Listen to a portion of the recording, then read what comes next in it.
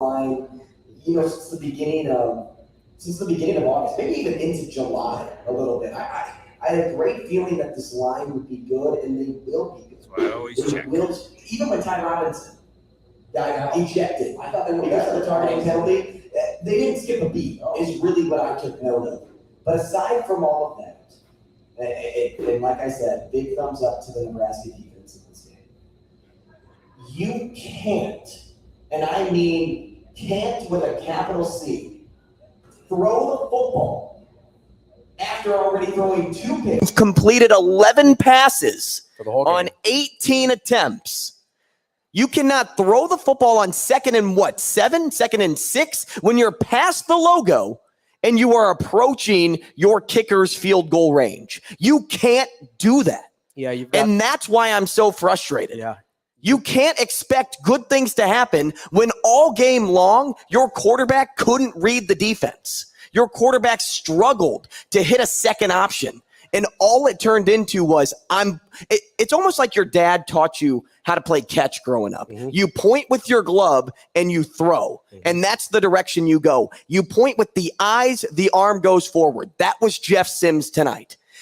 What was successful with Jeff Sims? When he tucked and ran. Yep. Yeah. When you put the ball on the ground and you get from point A to point B.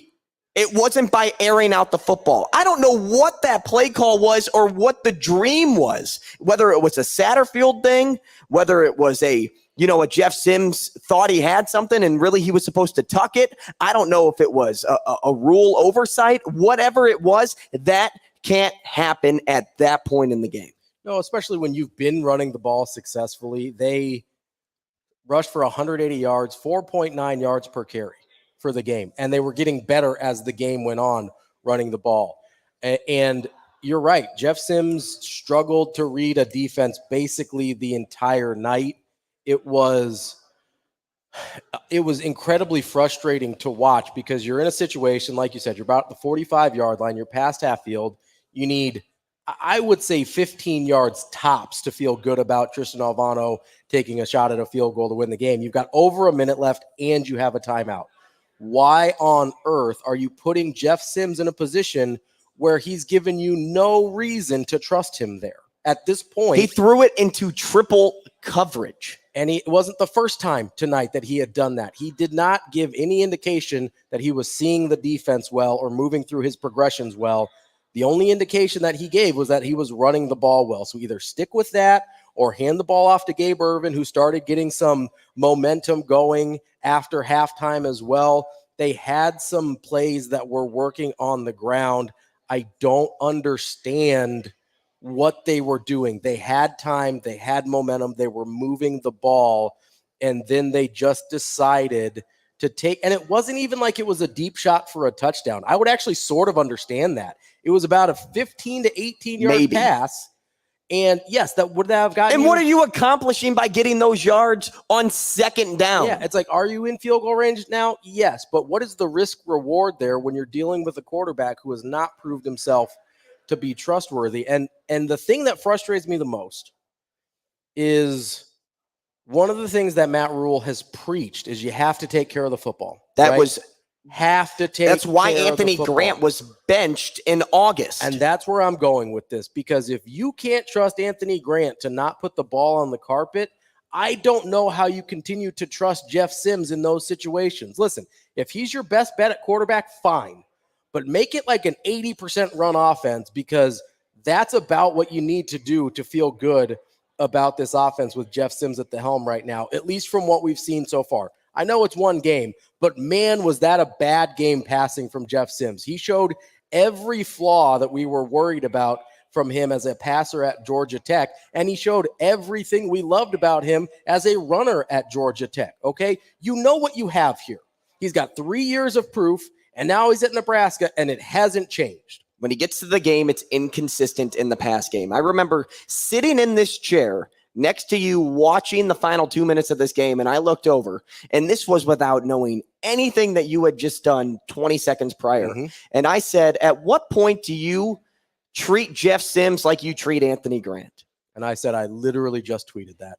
But that's the question that needs to be asked right now to Coach Rhule, because he is so transparent. He is so honest about all this. And I'm not saying after one game you completely tear it down and restart. No, I'm not saying that. You have to treat everybody the same and hold them accountable for their mistake. You can't just single out one guy and protect the other just because he's the guy that touches the ball more. That's not what you do here. You have to address this the same exact way. And if you are going to give Jeff Sims another chance, well, then you have to give Anthony Grant another chance. And then what are you doing? Are you hindering the team or are you advancing the team? What does the team take from all of this? Right. That's what I want out of this game. Do they take as, okay, you're riding with us. Even when we make a mistake, we fight through our failure. We have to get by adversity and reach that peak. Because all we heard on the broadcast was, 25 straight. There's 1-score losses, 16 second half blown leads. Well, let's just add another tally in both of those columns. At some point, you have to get over that. And how do you do that? Well, it's by instilling confidence in your group that in the fourth quarter, you can. Wasn't that what we were trying to do all summer? Yeah. Was fourth down situations, get to the fourth quarter and find ways not to lose the momentum, lose the lead? Well, we didn't see that tonight. And they did. They were in the exact spot they wanted to be in.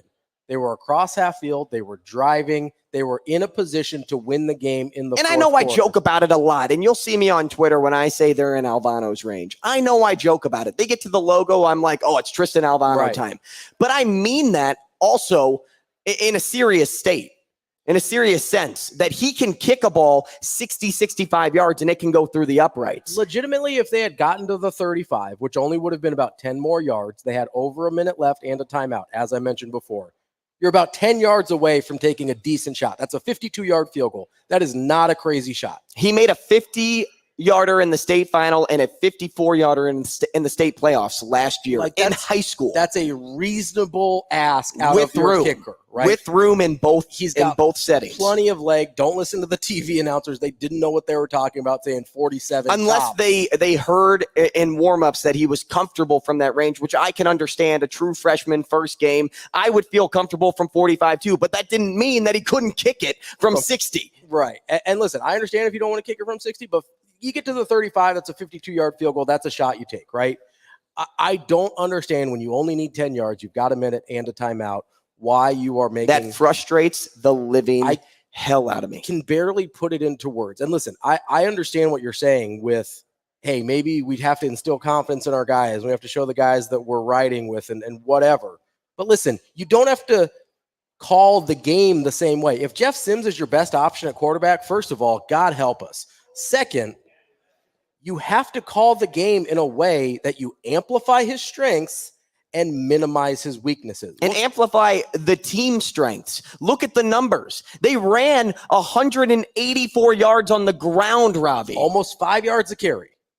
On the ground. You just 5 yards. You don't air it out on second down when you have a minute and a half to go and expect good things to happen. You don't. What were all second half? You ask anybody in the restaurant, they were holding their breath when Jeff Sims every time he threw a pass. And every time how on the sidelines are you not also holding your breath? I don't know if you saw something else in practice that instilled this otherworldly confidence in you with Jeff Sims. But whatever it was, you need to wash it from your memory immediately because this is what's real. Practice is not real, okay? I understand you get indications and you get ideas, whatever, but what happens in games is real. And what happened in this game was that Jeff Sims could not be trusted to throw the ball. I don't know if he can't read defenses in general. I don't know if he just was having a hard time reading the defense tonight or what the case was, but it was pretty clear by halftime when he had thrown 2 interceptions that he wasn't seeing the defense well. And the play calling for most of the second half reflected that, with the exception of 2 drives. The one where they threw it 3 times in a row. They took a deep shot to Tommy Hill for some reason and then threw 2 straight passes after that. And then that last drive where he threw the interception. I don't understand why in these crucial moments they abandoned the thing that was working. I get that you can't run every single play, but in that situation, you could have.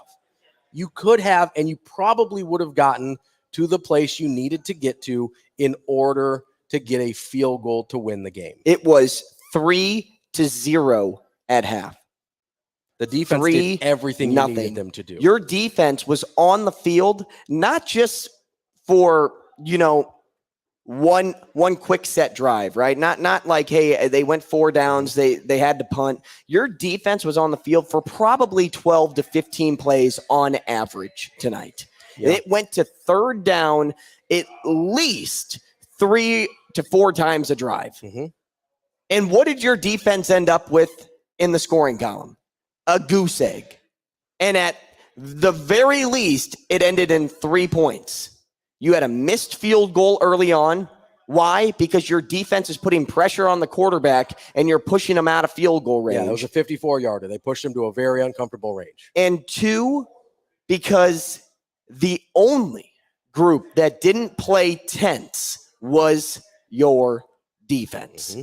Offensively, even that touchdown that Nebraska scored did not look pretty. It was a fluke. It was you got lucky that the ball bounced right back up in Jeff Sims' hands, and because it was on the ground and it bounced 3-4 times, Alex Bullock was wide open in the end zone. Yeah. You got lucky to get 7 points, but here is the kicker that I want to put out there for the rest of the game.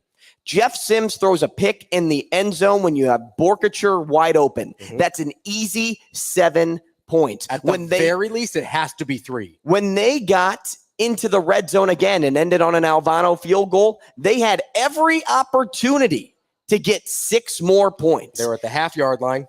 And could not do it. False start. You move back. Now you're kicking a field goal. Instead of taking the timeout, they rushed to the line, got the false start, couldn't score from there. Was that the second one or the first one? Because some of them kind of run together at this point. It's all blurring together. But guess what? There were times when you should have ended with 6 points at least one time in this game. And that would have been the difference because your defense held it together for you. They gave you every chance to get a 1-0 start. And instead, you try to get cute. You try to go away from what's been working for your team. And you end up like that. It's just pure disappointment. And there's just a lot of frustration that not only we're showing on this show right now, but this team is showing, the rest of Husker Nation is showing, because what do you think about in this moment? Here we go again. Here we go again. Couple of comments from YouTube. Kobe says the last pick was painful, made no sense. Totally agree there, Kobe. Jay says, I felt like Rhule was willing to prove a point with Grant, and it cost us. Sims isn't a great passer, but the passing concept looked like trash too, almost like they were 24-year-old drew him up. I think that's a shot at Garrett McGuire. I don't think McGuire had much to do with the passing concepts. I will say, I want to bring up a point here about the receivers. They weren't really getting open either, right? There weren't a ton of options, so it's not. But at what point have we felt confident in these receivers? No, for sure. So it's not entirely on Sims in the sense that he probably didn't have a lot of options, although as we mentioned with guys like Borkature, even when they were open, he wasn't seeing them. For a lot of the game, the receivers were having a hard time getting open, but that further just goes to show you, why are you calling those plays in those situations when you know your receivers are having a really hard time separating? And your bell cow, your guy that you put all your faith into going into the season, ran for 7 and 55 yards. That was a long of 27 that you saw when he broke a tackle out of the backfield, but still 7 carries. That's 7.9 yards a carry. Why aren't you take away the long run? Take away that run. Now you're putting yourself 6'4", let's just say 36. We're going to do easy math here. That's roughly 6 yards a carry is what he was averaging. Why wouldn't you hand him the football off in every moment you could down the stretch of that game to eat the clock? Tick, tick, tick, tick, tick, tick. Tick, tick, tick, tick, tick, tick. That was your best friend, the clock. Mm-hmm. You didn't manage the game very well. No. And I'm saying you as in Nebraska as a whole. I'm not just singling out one person. You only had one timeout in both quarters, I believe, to close down the half. Yep. And to close out the end of the game. So time management wasn't perfect. And some of them were because you were getting the play in late. You weren't getting to the line of scrimmage fast enough. They blew a couple of timeouts there. But I'll tell you what. Yeah. You don't have to be perfect in that game when other things are going right for you. But what you need to do is do the right thing. And not turn the ball over 4 times. You have to do the right thing. Yeah. On Twitter, Sean says, Sims should sit 2. Can't have your QB throw 3 picks. He stared down all 3 of those receivers. Joel says, if our QB room looked anything like our RB room, we wouldn't. That's in response to why they don't treat Sims and Grant the same. How did we run Casey Thompson out of town for this guy? There's some points to be made there, and it's just, we appreciate everybody chiming in and getting the conversation going as well. In reference to that play with Borkacher, Jay says, thank you, AK. 87 was wide open on the goal line, had the perfect box out. That would have been 14-3 right out of halftime. Nebraska had a ton of opportunities in this game. They had, despite some things that didn't go their way early, they overcame a lot of those things. They overcame some of the procedure penalties that we didn't want to see on offense. They overcame some penalties. They overcame the first 3 turnovers that happened in the game, the 2 picks and the fumble by Grant, even though the Grant fumble did end up leading to a touchdown. The touchdown, but it was still tied at that game. And then an interception led to a game-winning field goal. That all happened under 2.5 minutes. Yeah, that was a game. Nebraska, I mean, I don't know how much you care about win probability and stuff like that, but Nebraska was at 94% at one point in that game. It just is a mind-boggling way. We hoped, we prayed, we dreamt that it might be different, and maybe someday it will be, but right now we are still living the same nightmare we've been living for the last 5 years. And you know what? It's not even just a nightmare. It's not even a curse. It's just bad. It's bad football. It's bad football. You can't do that. No. And listen, this is a good football team, and they have a lot of potential. It's a better football team than what we saw, for sure. I said this morning that this should be a 7-5 football team and that they should win this game by 3 points. Obviously, they were right in the neighborhood of winning this game by 3 points. They were right there on the cusp of being able to do that. I still think they can go 7-5 without winning this game. But if they don't clean up some of these things, if they continue to put the game on the arm of Jeff Sims, they're not going to go 7-5. I can guarantee that, because I have very little confidence in his ability to make good decisions passing the ball. I thought he made incredible decisions running the ball.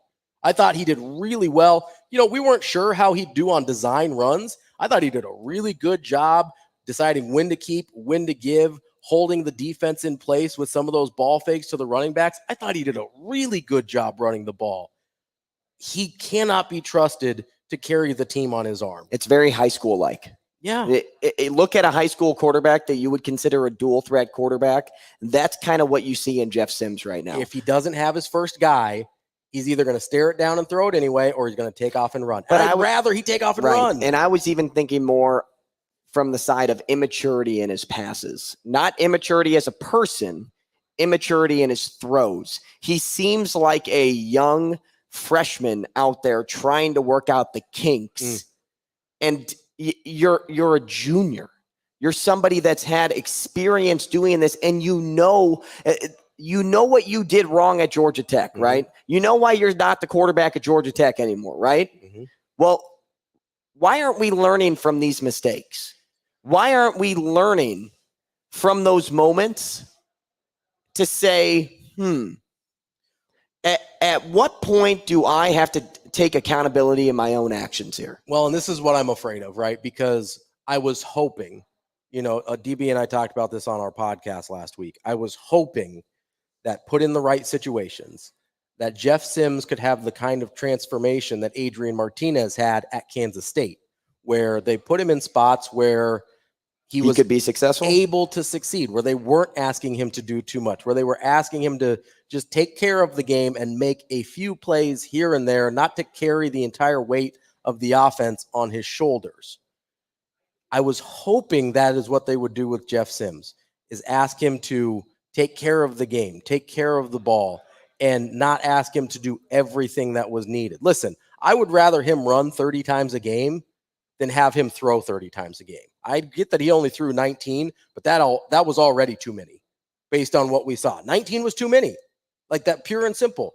That was too many pass plays for Jeff Sims. He could not be trusted with that number of passing attempts, at least in the situations that he was in. You either have to set him up for a way. If he's really having a hard time reading the defense, you need to get him on some QB run pass options, maybe out on some bootlegs where he can take off, or he just has one or two guys to look at to see who's open. You have to put him in positions where he doesn't have to just drop back and read a defense, because I don't think he can. Like, from what I saw today, from what I've seen at Georgia Tech, I watch a lot of ACC football because I like Florida State and like watching them play. I don't think he can read a defense. Not on a consistent basis, not enough to put the ball in his hands when the game's on the line like that, especially when you were running the ball like you were in the second half. You know, Ravi, we can say all this. Yeah. But do we still feel confident that Jeff Sims is the favorite in this quarterback room? Because I think the answer to that is still yes. I think so too. And because I answer it that way, that gives me great concern for how this season will progress if Jeff Sims doesn't bounce back. I'm really curious how they're going to handle it, right? I'm really curious if it's going to be, if it's going to be an Anthony Grant situation where you say, hey, we're going to give Chuba a shot this week because we really don't trust the way you're taking care of the football. You have to treat everybody the same. You can't not do what you do to Anthony Grant and not do the same to Jeff Sims. Or do you turn him into hey, we hand it off, we do some QB run, we do this and that, but we're not putting the ball on your arm, okay? I could understand that reaction too, because he's probably the best runner in the group also. So maybe you take advantage of his legs. Anthony Grant or Jeff Sims? Jeff Sims. Okay. Jeff Sims, certainly the best runner in the quarterback room, maybe the best runner on the team. He was dynamic running the football. Because he knows what he needs to do when he's out in open space. Absolutely. He knows, hey, I need to get to the sideline. Absolutely. He knows, hey, I need to go down here. He knows, hey, I need to get 3 extra yards here. So let's bend and let's dip and let's grind and let's get the legs churning, and I will get you those forward. 3 yards. He, as bad as his instincts were passing the ball tonight, they were just as good running it. So listen, if you still think he's your best option, that's fine, but your play calling has to reflect that. It can't be, hey, let's drop back into these normal drop back passer situations and let him try and read a defense and throw the ball. That hasn't worked at Georgia Tech. It isn't working now. You have to change. So I'm really, really curious what looks different from the quarterback spot next week. And I'm really, really curious because there's a ton of dudes on this team. I know there was a lot of turnover, but there's a ton of dudes on this team that lived through a bunch of these under the Scott Frost era. How does Matt Rhule handle those guys? Sick and tired of being sick and tired. We've heard it all camp. How does he handle the guys that are thinking to themselves right now, oh no, here we go again? Because it's not just you and me that are thinking that. I bet you there's people in that locker room, or maybe they're on the plane by now, that are thinking that as well. How does he get those guys bought back in? Because it's really easy to have buy-in in the offseason, right? It's really easy to have buy-in when you haven't lost a game yet. When you haven't lost a game the exact same freaking way you've been losing games for the last 5 years. Really easy to have buy-in then. How easy is it to have buy-in right now? And listen, I hope it's because the relationships they've built are strong enough to withstand this type of disappointment, because that's when you know you have real culture, right? But how do you pick these guys back up to play another football game in 9 days, 8.5 days at this point in Colorado? Because you better get your mind right and have this gone from your mind by the time you get to Boulder. And that's going to be real hard to do for the guys that have been living it for the last 3 or 4 years of their life. You talk about curiosity. The one thing that I'm curious about is, and I know we are reacting instantly to this game. We haven't had a chance to hear from Coach Rhule or any member of the team. Or to watch tape. But I'm curious to know what is going to be said. Yeah. Because here's the deal. For as long as I can remember, since Coach Rhule has gotten here, the reaction from the fans has been positive. It's been, hey, I'm riding with you, ride or die, this, that, the other. After a loss like this, I'm curious to what you're going to say to keep those people with you. Yeah. Because it would be very easy to say the wrong thing and really push the fans further away, or it's easy to say the right thing and then have the fans like really jumping on your back to where either they're going to sink you or they're going to swim with you. And I want to know what that's going to be, because Coach Rhule is such a great speaker. Great communicator, yeah.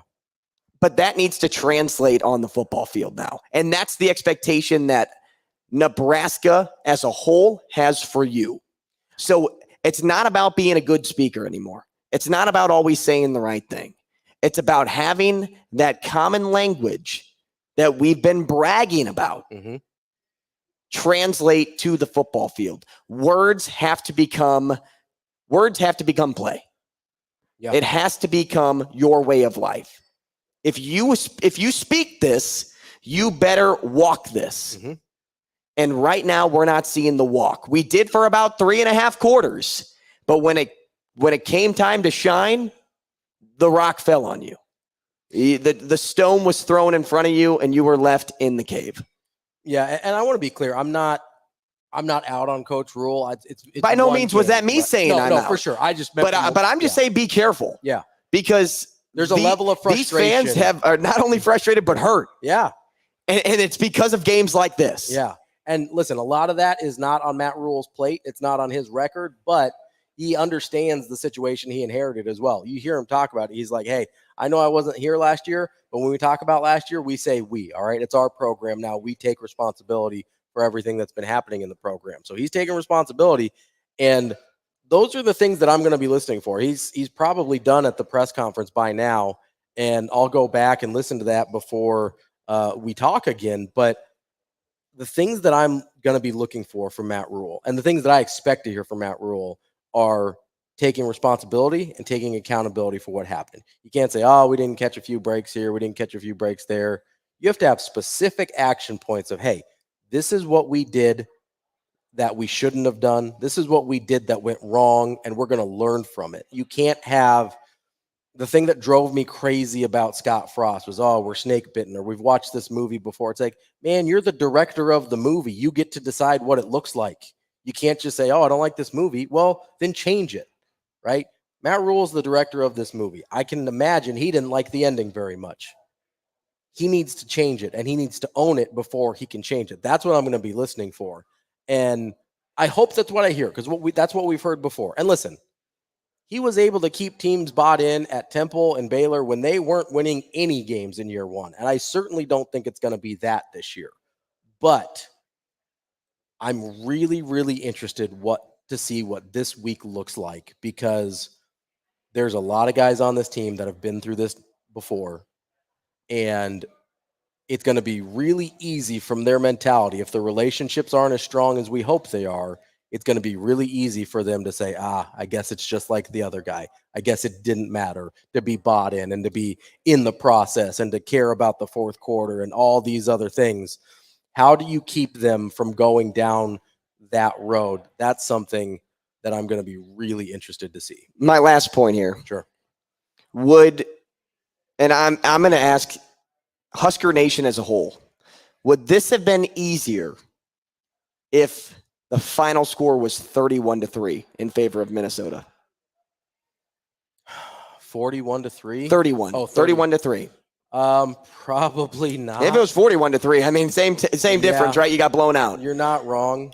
The reason I asked that question is this. You said 7-5 earlier. Mm-hmm.